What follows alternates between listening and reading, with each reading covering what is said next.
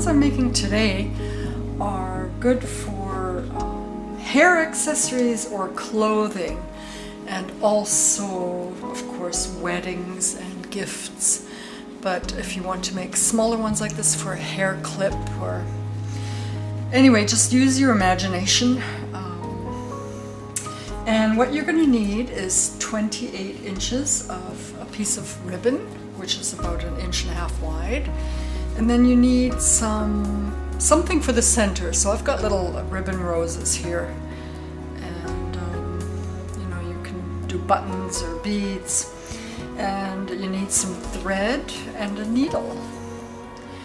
So here's my 28-inch piece of ribbon. This is a sheer. It's really pretty. So you just fold it in half, kind of overlap it. Not fold it in half, but make your 2 loops and keep all 3 pieces, all 3 layers on top of each other like that. And this is where you're going to do a little running stitch along here. You can put a pin here so that you know where you're supposed to sew, and try to keep it in a straight line. And then have your needle and thread ready, some strong thread. And all you do is a running stitch and pull it through. And just make sure you have a tight back stitch so it doesn't unravel. There we go. Pull the needle out and just have a little running stitch. Back and forth. Tighten it like that, and then make sure you make a nice tight stitch in the back with a knot. So that it doesn't unravel. There we go, and I'll just do the knot.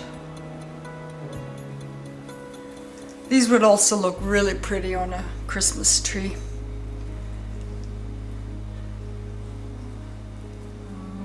There we go. Little knot all done. Now we'll just cut that off. And here we have the beginning of our really gorgeous bow. Now what I like to do is cut the edges off. We'll do that later. I mean, we'll do this kind of design here, a point, double pointed tail.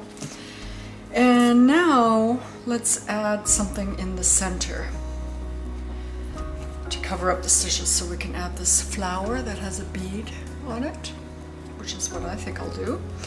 But you can add a smaller flower or a button.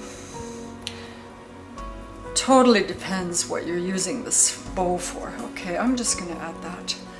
I think that looks really nice, and I'll just add it with a little dab of glue on the bottom. Have your hot glue gun ready in case you need it. You can also hand stitch this, depending on what it's going to be for. There we go. See? Just let that dry a bit for a little while. There we go. And I think it's dry, and now we'll cut the edges to make those look a bit nicer. So you fold your tail in half like that, lengthwise, and then you've got your 2 edges here.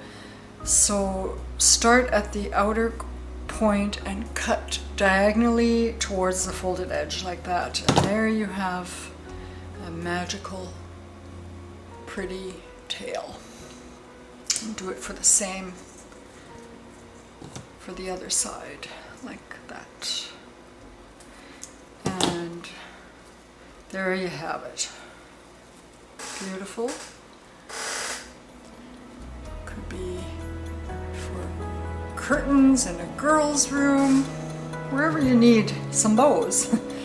Okay, thanks for watching, and if you have any questions, please add them in the comment box. Thanks again, bye.